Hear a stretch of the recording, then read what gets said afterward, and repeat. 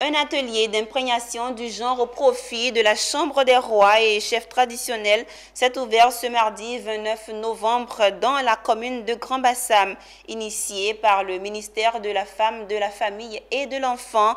L'objectif est d'outiller les rois et chefs traditionnels afin de leur permettre de détecter et accompagner les élans de leadership féminin au sein de leurs communautés respectives. Le compte-rendu de Walter Kofi et Nicolas Angwa.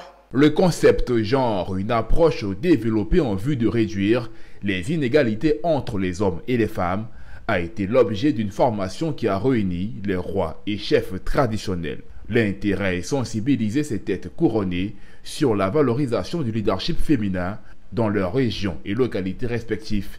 Une formation initiée par le ministère de la Femme, de la Famille et de l'Enfant à travers sa direction genre et équité, dont l'une des attentes est que ces chefs traditionnels incluent les femmes dans leur modèle de gestion communautaire. Puisque c'est eux qu'on appelle les gardiens des temples, les gardiens de nos us et coutumes, et nous avons des réalités sur le terrain.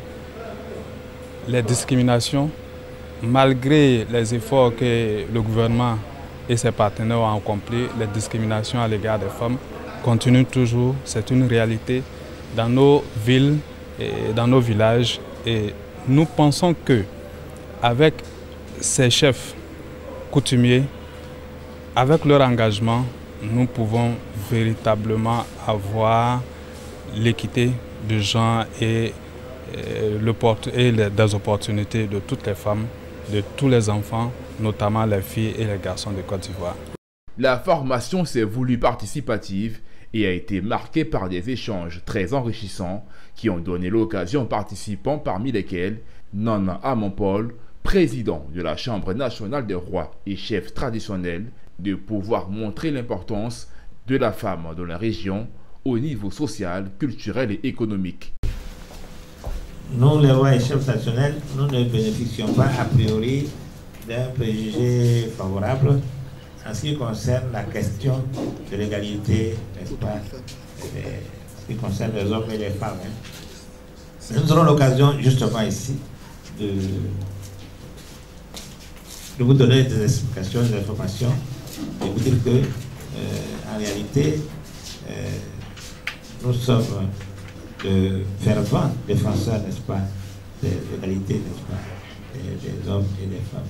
La contribution pour les reines-mères à cet événement, c'est que nous pouvons apporter notre pierre à l'édifice, comme nous sommes les garantes des us et coutumes.